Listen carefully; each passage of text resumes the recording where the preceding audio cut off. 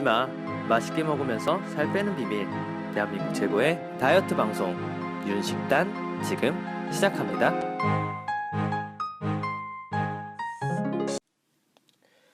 네, 안녕하세요. 윤식단의 메인 셰프 홍래문입니다. 네, 안녕하세요. 윤식단 박가순이입니다. 아, 예, 안녕하세요. 아... 네, 인트로 열어주시겠어요? 네, 그럼 오늘도 본격적으로 제12회 가공식품 고를 때 뒷면을 보시나요? 영양표시 이것만 알아두자. 시작하겠습니다. 고고싱!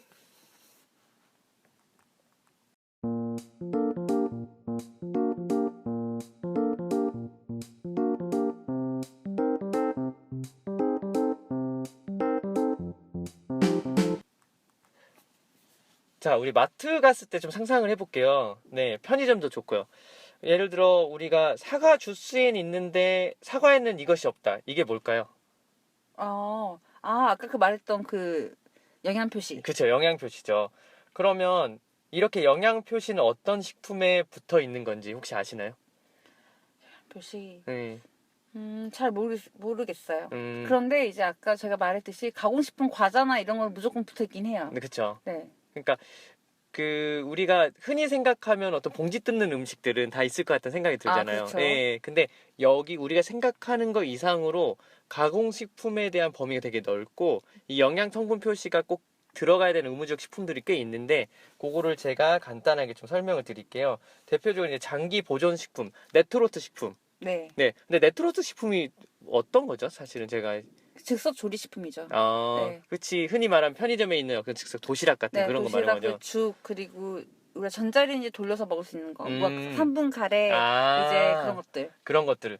요것도 역시 영양 성분 표시가 꼭 들어가야 되는 거고요. 네. 그 다음에 우리 알고 있는 과자, 캔디, 그다음에 아이스크림, 빙과류, 그 다음에 빵, 그다음에 만두류, 만두. 즉석 만두, 네. 냉동 만두 뒤에 보면 있어요. 영양 성분 표시가. 그 다음에 뭐 초콜릿, 잼, 그 다음에 식용유 같은 식용 유지류 그런 것도 들어있고 면류, 라면 같은 거 말하는 거죠. 음료류, 그 다음에 특수 용도 식품, 그 다음에 어육 가공품, 그러니까 어묵 같은 거, 네, 어묵 그렇죠. 오뎅. 그 다음에 즉석 섭취 식품이라고 했고요. 김밥, 햄버거, 샌드위치. 네, 맞아요. 편의점에 파는 것들 있잖아요. 이 모든 식품에는 당연히 의무적으로 영양 표시가 들어있어야 됩니다. 왜? 가공식품이니까.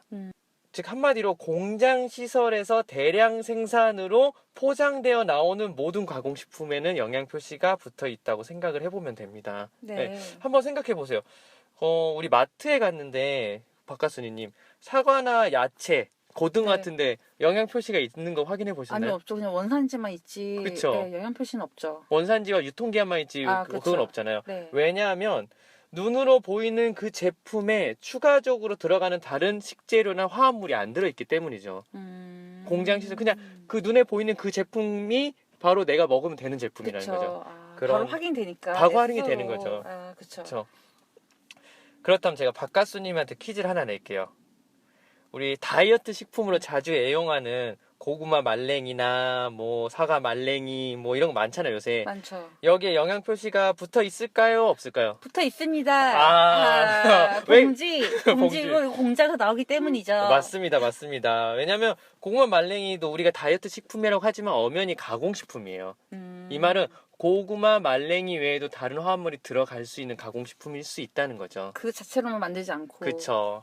그리고 엄연히 유통기한도 있을 뿐더러. 네. 그래서 다시 한 번 다이어트 식품이지만 봉지를 뜯는 것들도 역시 영양 성분 표시가 들어있는 가공식품이라는 거까지 알게 됐고요. 네, 그럼 제가 또 질문 좀 있는데 네. 이런 가공식품의 포장지 뒷면에는 아까 말씀했던 것처럼 제품 스펙 사항 같은 영양 표시가 있는 거잖아요. 그렇죠. 이게 왜 있는 거죠?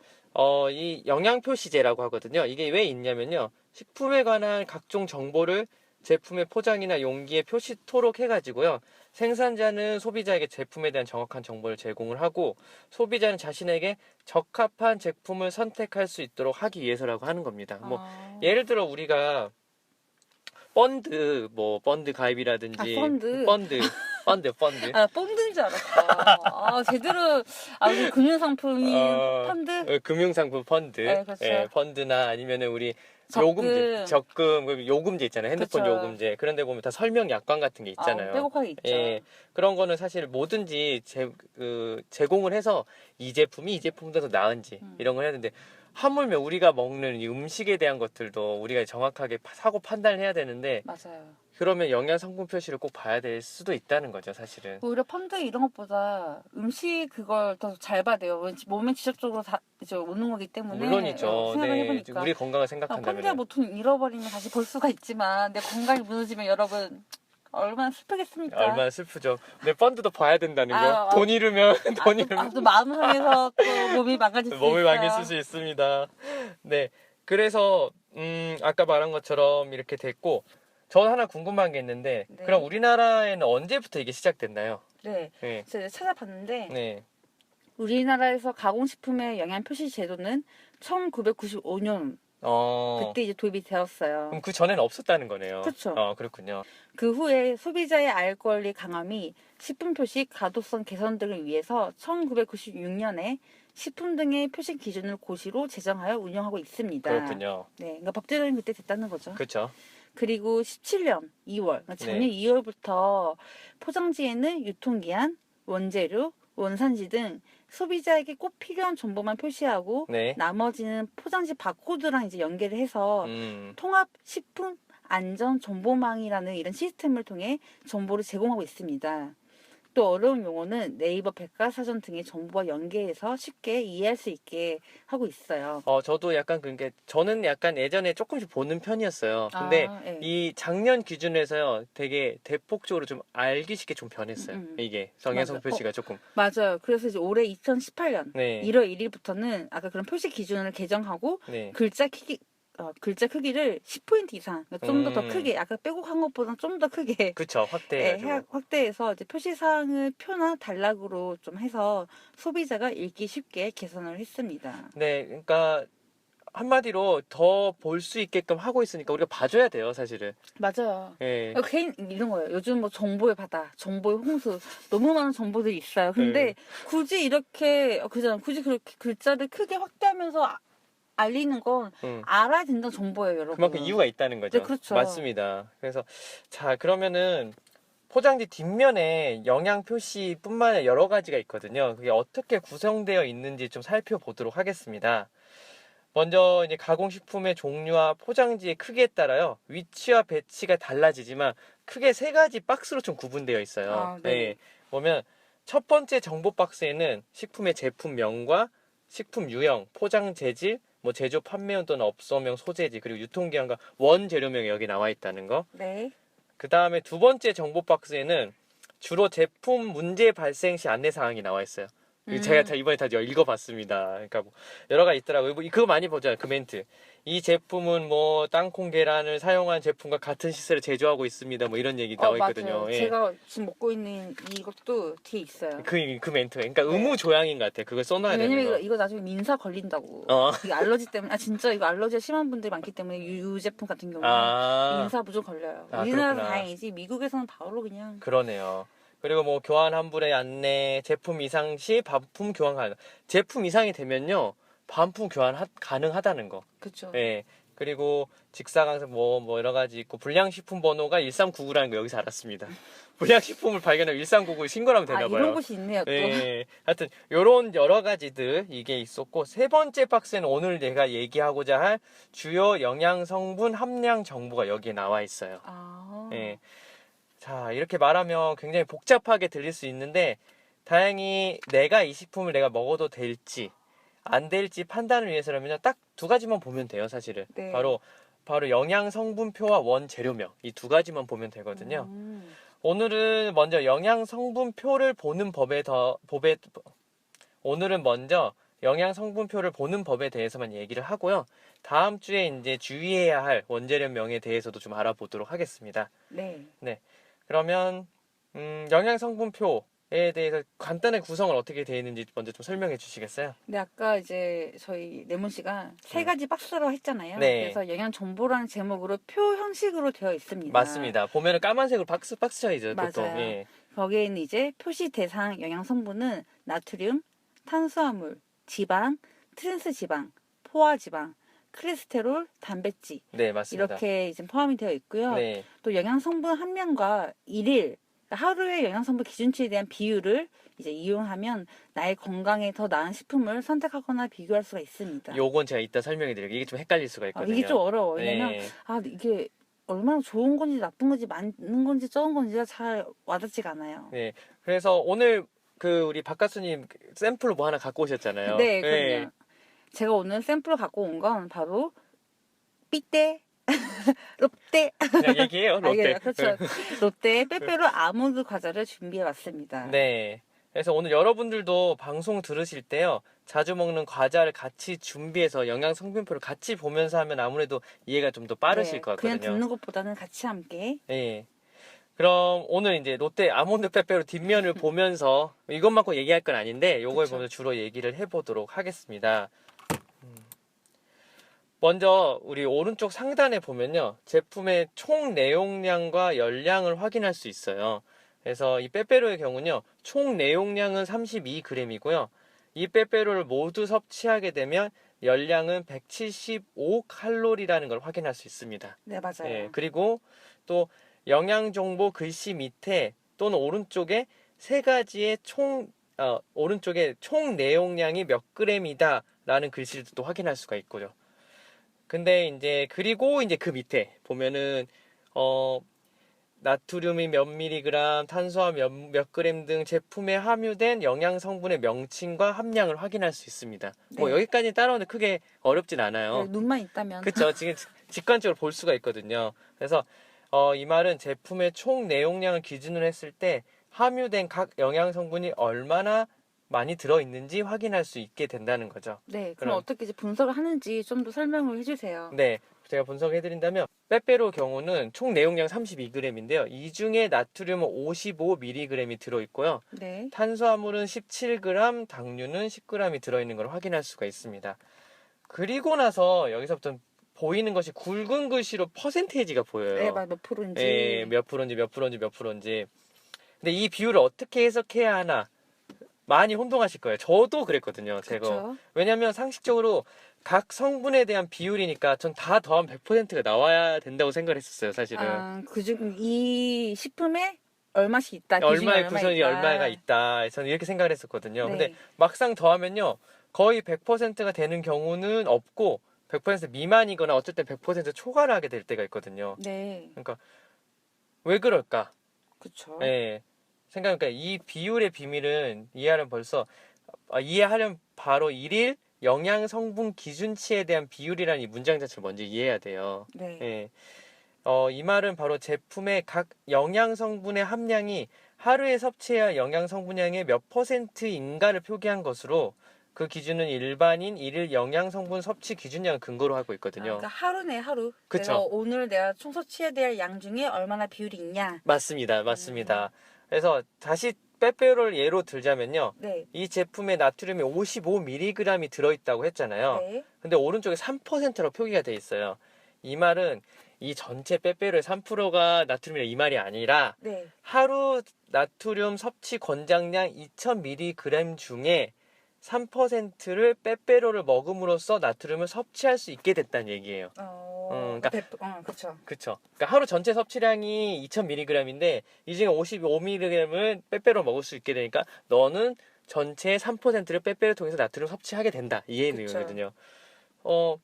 박가수님 그럼 좀 다른 걸로 좀 이해를 조금 한번 네, 해주시겠어요? 우리 가장 궁금해하는 포화지방. 네, 포화지방 비율이 빼빼로가 28%라고 적혀 있어요. 네. 이 말은 아까 똑같이 또 적용을 하자면 네. 우리 하루 섭취 권장량의 28%를 이 빼빼로 하나를 통해서 이제 섭취를 한다는 말이죠. 그쵸. 그러면 빼빼로를 만약에 네. 한 통이 아니야. 네. 4통을 먹었어요. 빼빼로 빼빼 하나 먹으면 좀 부족해요. 2개 먹을 수도 맞아. 있어요. 네, 네, 양 4개를 먹었어. 4통을 먹었어요. 4박스. 네. 28 곱하기 4는 얼마예요? 112%가 되죠. 그렇죠. 그러면 하루 포화 지방의 결국 100% 초과해서 112%를 먹는다는 말입니다. 그러니까 우리 빼빼로데이 때 빼빼로 많이 먹게 되잖아요. 그렇죠. 빼빼로 한 4개만 먹게 되면요. 하루에 필요한 포화지방량을 이미 오버하게 된다는 거예요. 그렇죠. 네, 맞아요. 그렇습니다. 그럼 하나만 더 예를 들어보면 좋을 것 같아요. 박가수님 허니버터칩 좋아하시잖아요. 엄청 좋아하죠. 네. 근데 뒷면에 영양 성분표를 전 깜짝 놀랐습니다. 허니버터칩 보고. 영양 성분표를 보면요. 지방, 그 허니버터 그냥 보통 박스 있잖아요. 그렇죠. 1,500원에서 1,800원짜리. 맞아요. 그게 지방은 44%이고요. 포화지방은 53%예요. 그러니까 다시 말하면 허니버터칩 한 봉지를 먹게 되면요. 하루에 필요한 지방과 포화지방이 거의 절반 정도를 이미 섭취하게 된단 말이에요. 역시 거짓말 아니에요. 맛있는 건 칼로리가 높고 근데 난 진짜 깜짝 놀랐어. 근데 솔직히 너무 비중이 크다. 그러니까 2개 먹으면 더 이상 그날 지방 그만 더 이상 먹으면 안 된다는 그러니까 얘기예요. 다른 거 먹으면 안 된다는 거잖아요. 그쵸. 근데 사람이 하루 3끼 먹을 때 당연히 지방 섭취가 있거든요. 있죠. 근데 허니버터칩 하나 먹으면 그러니까 1.5끼에 해당되는 지방량을 먹는 거랑 다름이 그쵸. 없는 거예요. 와. 어마어마하죠. 네. 자, 요렇게까지 좀 됐는데, 그럼 또 궁금한 게 네. 아까 이제 하루 섭취 권장량이 나왔잖아요. 네. 그럼 아까 단백질, 뭐 탄수화물 여러 가지 있는데 네. 이것들의 하루 섭취 권장량이 어느 정도인지 좀 궁금해요. 그렇죠. 도대체 어떤 기준에서 몇 퍼센트 되는지 궁금하실 것 같아가지고, 제가 식약청 공식 홈페이지에 나와 있는 영양소 기준치에 나와 있는 수치를 좀 간략하게 우리가 주요적으로 해야 될 것을 말씀드리면요. 먼저 나트륨은요, 하루 권장 섭취량 2000mg이에요. 그리고 당류는 100g. 네. 그리고 지방은 50g. 그다음에 포화지방과 콜레스테롤 각각 15g과 300mg입니다. 네. 예, 요렇게 이게 하루 섭취 권장량이라는 거를 알아뒀으면 좋겠어요. 네. 예. 하지만 이 기준치도 성인의 평균치다 보니까요. 성별, 연령별이 고려되지 않아서 특히 여성분들의 경우 표기되어 있는 수치보다 조금 더 낮은 기준으로 가공식품을 사실 선택하는 것이 옳다고 볼 수 있습니다. 예. 그렇네요. 예. 그러면 또 궁금한 게 많은 분들이 또 하나 헷갈리는 게 아까 말한 기준 용량 사용이 가끔 이 제품, 식품 구성에 따라 다르게 표기된다는 건데 아까 우리가 보통 총 내용량 얘기를 했었잖아요. 그렇죠. 근데 가끔 보면요. 총 내용량 대신 100g당 그렇죠. 그람당. 1회 제공량당 뭐 1 포장량당 뭐 이런 기준을 사용하는 경우가 있어요. 그렇죠. 네. 뭐 요럴 때는 어떻게 해야 되는지 좀 박가수님 설명을 해주시겠어요? 예를 들어서. 네, 이번에는 촉촉한 음? 촉촉한 초코칩을 좀 예를 들게요. 개인적으로 사실 제가 예전에 간식 좋아할 때 진짜 너무 근데 좋아했던 너무 과자예요. 맛있죠. 예, 너무 부드러워요. 왜 이렇게 촉촉해? 맞아. 칙촉보다 더 맛있어. 잘 만들었어. 네. 근데 이제 예를 들어서 좀 해보면 네. 이제 전체 그 한 박스가 아니라 우리 네. 하나씩 뜯어 먹잖아요. 그쵸. 보통 6개 들어있어요. 네, 촉촉한 맞아. 초코칩이. 그 한 봉지를 기준으로 들게요. 네. 한 봉지당 당류는 5g이 들어 있습니다. 네. 그러나 100g당 했을 경우에는 당류가 26g이 들어있는 걸 표기가 되어 있어요. 네. 이해 따라오시죠, 여러분들? 네네. 근데 이제 총 용량을 120g이거든요, 이게. 네. 그러면 120g으로 30g의 당류가 들어있단 말이에요. 그러니까 이게 우리가 딱 성분표 봤을 때 한 봉지당 5g이면 이게 한 봉지를 먹었을 때 5g이지. 그쵸. 우리 알잖아. 촉촉한 초코칩 어떻게 하나만 먹어요, 그거. 그거 하나 먹으려고 샀어요? 아니요. 아니거든요. 보통 거기는 다 먹습니다, 6개를. 그쵸. 6개를 다 먹게 되면 총 내용량이 120g이 되는 거잖아요. 네, 그쵸. 그렇게 되면 우리가 섭취하는 당류가 30g이 된다는 거예요. 근데 아까 제가 말했잖아요. 하루 권장 섭취량이 약간 100g 정도 된다 했었잖아요. 그거 다 먹으면은 하루 섭취 권장량이 이미 3분의 1을 먹어버리는 거예요, 당류는. 30%가 채워지는 거네요. 30% 채워지는 겁니다. 그럼 왜 이렇게 다른 용량을 표기하는 걸까요? 박가스님. 네, 보통 용량의 크기가 큰 식품이나 네. 이제 아까 촉촉한 초코칩처럼 네. 내부에 개별 포장이 되어 있는 그쵸. 제품에 네. 이렇게 1회 제공량 또는 1 포장량 네. 당 또는 100g당을 표기를 하기도 합니다. 그쵸. 근데 이제 우리가 아까 말씀했듯이 네. 한 번 열면 까버리면 그쵸. 멈출 수가 없잖아요. 멈출 수가 없죠. 다 먹게 되니까 네. 이제 언제나 이제 총 용량 기준으로 우리가 영양 성분량을 다시 한번 좀 확인하는 습관을 가지면 좋을 것 같아요. 맞습니다. 그리고 사실 이 과자 제조회사들이 이것도 약간 눈속임이죠. 그쵸, 눈속임이에요, 사실은. 사실 되게 총 용량을 보면 당류가 아까 30%나 차지를 하는데 우리 네. 일일 섭취 기준으로. 그쵸. 근데 이제 아까 얼마죠? 그 5g당 이제 한 봉지당 5g밖에 안 보이면 생각보다 작네? 그쵸, 라고 그렇게 이렇게 된다는 착각을 거예요. 하게 네. 하는 거죠. 딱 조삼모사죠. 그렇죠. 그렇게 돼서 우리 살짝 눈속임 통해서 이렇게 들어가는 부분들이 있기 때문에 언제나 아까 지금 박가수님 말한 건 총 내용량 기준으로 영양 그쵸. 성분량을 볼 필요가 있습니다. 그러면 여기 각 영양 성분들 특히 주의해서 봐야 할 성분이 좀 있잖아요. 뭐가 네. 있죠? 많은 분들한테는 이제 나트륨, 네. 당뇨에 대한 위험성이 많이 알려져 있기 때문에 영양 성분표를 보시는 분들 중에서는 이 두 개의 성분의 함량이 높은 음식은 고르지 않을 거예요. 네. 그런데 이것보다 더 꼭 또 살펴봐야 할 항목이 있습니다. 네, 요건 제가 설명을 드릴게요. 네. 그럼 바로 트랜스 지방입니다. 이게 먼저 트랜스 지방이 뭔지 설명을 드릴게요. 액체 상태 불포화 지방을 고체 상태로 만들기 위해서요. 불포화 지방 일부러 수소를 첨가하여 만들어낸 자연 상태에는 존재하지 않는 인공적인 지방이에요, 사실은. 말만 들어도 벌써 얼마나 안 좋을 것 같으세요. 그렇죠. 트랜스 지방이 특히 건강에 나쁜 이유는요. 나쁜 콜레스테롤이라 불리는 LDL 콜레스테롤 수치를 높이기 때문이거든요. 네. 그래서 LDL 콜레스테롤은 혈관에 축적되어 우리 몸에 필요한 산소 영양분을 운반하는 혈액의 흐름을 방해하게 하고요. 나중에는 심혈관계 질환의 발생률이 높아지기 때문에 이 트랜스 지방은 국가에서도 적극적으로 먹지 말아야 할 가장 위험한 발암 물질 또는 심혈관 질환의 지방이라고 생각하면 돼요. 딱 이게 현대인들이 많이 걸리는 병 중에 맞아요. 하나예요, 진짜로. 네, 맞습니다. 그리고 또 뭐가 있죠? 또 이제 그 트랜스 지방은 나쁜 콜레스테롤을 청소하는 역할을 하는 또 좋은 콜레스테롤이 있어요. 네. HDL 콜레스테롤인데 이 수치를 낮춰서 심혈관계 질환 발생 가능성을 더욱더 높입니다. 맞습니다. 어쨌든 이런 트랜스 지방이 있고 또 하나 이제 포화 지방과 콜레스테롤 수치도 마찬가지로 혈액을 끈적끈적하게 만들고 혈관 장애를 유발할 수 있으니까요. 가급적이면 영양 성분 봤을 때요. 포화 지방과 콜레스테롤의 그 퍼센테이지가 포화지방은 10% 미만, 콜레스테롤 5% 미만의 식품을 사실 선택하는 게 좋습니다. 네. 근데 실제로 제가 봤는데 거의 없어요. 아, 그렇죠. 예, 그 정도 되면은 가공식품일 수가 없어요, 사실은. 예, 그래서 제가 요번에 느낀 게 뭐냐면 생각보다 나쁜 기름이 많이 들어가는구나, 가공식품에는. 아, 그렇죠. 예. 아무튼 그런 부분들이 있었습니다. 그리고 제가 요거 하나 조금 궁금한 게 있어요. 영양 성분표를 보면 어떤 제품은 당류가 0g이거나 뭐 트랜스 지방이 0g으로 표기가 되어 있는데 사실 제가 알기로는 성분표상으로는 없는 걸로 나와 있지만은 실제로는 0이 아니란 얘기가 있거든요. 맞아요. 예. 저도 들었어요. 그거 왜 그러죠? 이유가? 이게 영양 성분 함량은 우리 반올림 수칙을 적용합니다. 아, 반올림. 여기도 반올림 하는군요. 이게 0.4면 네. 0이에요. 그렇죠. 그러니까.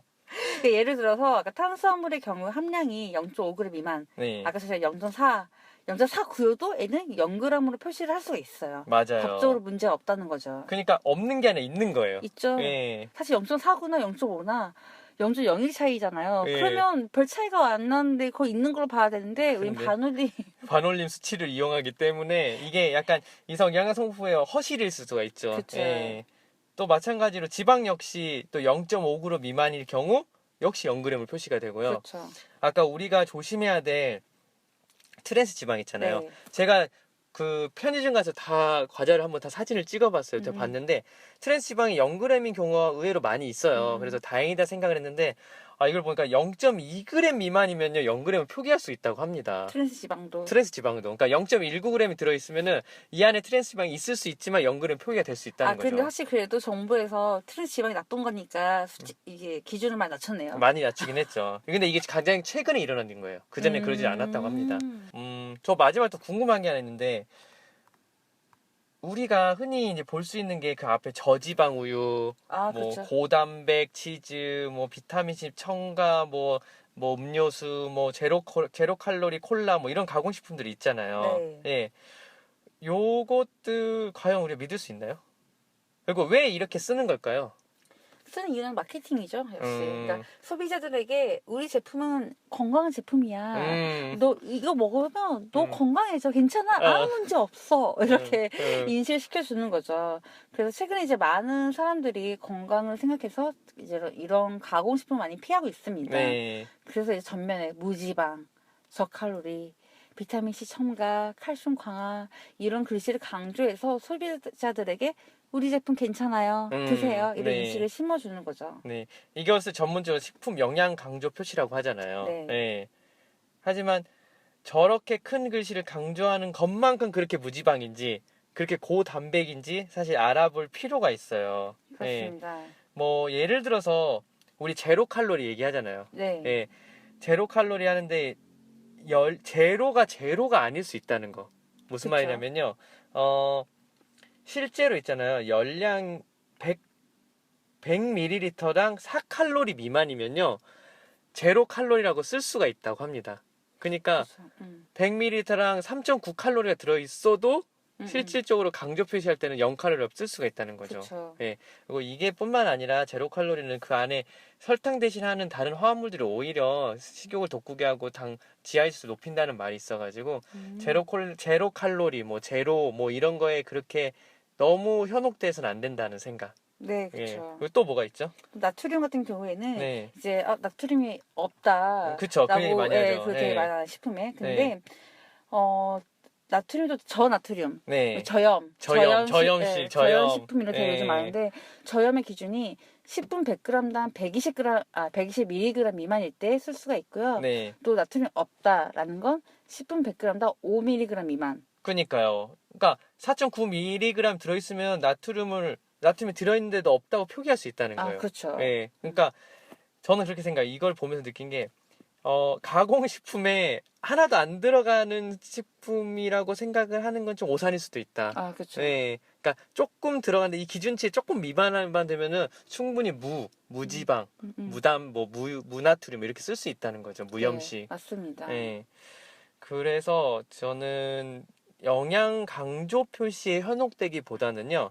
뒤에 있는 영양 성분 표시를 오늘 저희가 방송에서 알려드린 대로 정확하게 해석을 하고 이 제품을 내가 선택할 것인지 말 것인지를 취사 선택하는 게 저는 중요하다고 생각이 들어요. 그렇죠. 네. 사실 아까 고단백이 아니라 고단백 그리고 무지방 이런 것들이 지금 0이 아니라는 것은 이제 아실 거잖아요. 우리 그렇죠. 방송 들으면. 네. 근데 그 기저에 깔고 그래도 이제 나는 그래도 건강 생각해서 이 정도는 먹겠다. 네. 이런 선택을 하시라는 거죠. 그렇죠. 지금까지는 그냥 집어서 먹는 게 아니라 한 그쵸. 번쯤 이제 뒤에서 보고 네. 내가 한번 선택하는 그런 습관을 가지시면 좋을 것 같습니다.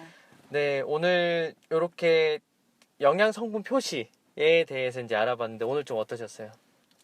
저는 이제 방송을 하면서 사실 매번 방송할 때마다 많은 걸 얻어요. 여러분들도 그랬으면 좋겠지만.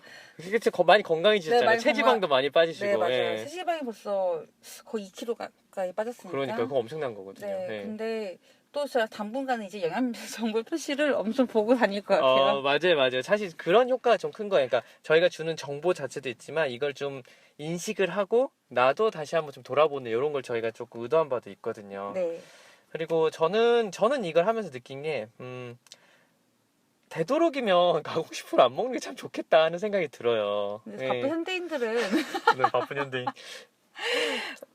무작정 피할 수 없으니까. 그러니까요. 예. 그래도 다시 한번 아까 우리 레몬 씨가 말한 것처럼 최대한 안 먹고. 그리고 아까 말한 그 다이어트 식품도 영양 성분 표시를 해야 되는 가공식품일 수 있다는 거. 네, 맞습니다. 저는 이걸 좀 강조드리고 싶어요. 네, 맞아요. 그러니까 저는 일부 다이어트 하신다는 분들이 평소에 잘 먹는 한식 갑자기 안 먹고요. 맞아요. 갑자기 다이어트 식품으로 뭔가 끼니를 때우는 분들 되게 많거든요. 네, 맞아요. 네. 그쵸. 많아요. 근데 아까도 말한 것처럼 그것도 역시 가공식품입니다. 네, 맞습니다. 네, 봉지를 뜯는 것들은 다 가공식품이에요. 네, 우리한테 좀 보면 안 좋은 것들이 들어가 있어요. 들어가 있어요. 거기 안 써져 있어도 내 안에 조금 들어가 있을 수가 있어요. 0이 아니다. 0이 아니다. 오늘 되게 좋은 말입니다. 0이 아닙니다. 자, 오늘 이렇게 했고 다음 주에 이제 원재료명에 네. 대해서 조금 더 방송을 이어가도록 하겠습니다. 자, 댓글에 식단에 관한 질문이나 다뤄주시면 하는 거 올려주시면요. 그 주제에 관해 열심히 조사해서 공부하고 알려드리도록 하겠습니다. 자, 그럼 마지막 끝인사 박학수님 부탁드리겠습니다. 네, 건강하고 맛있게 살 뺄 수 있는 그날까지 함께 할게요. 제발.